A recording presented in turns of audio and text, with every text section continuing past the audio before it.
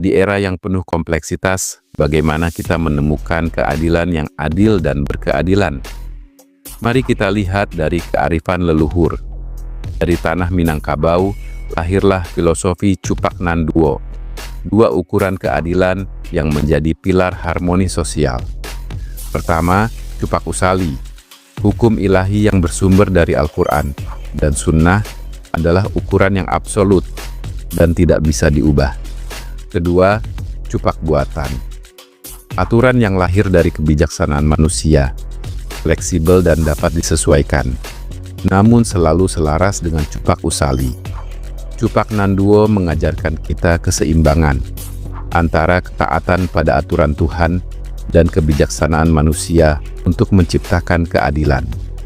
Sebuah warisan budaya yang relevan hingga kini. Inspirasi untuk membangun dunia yang lebih adil dan harmonis.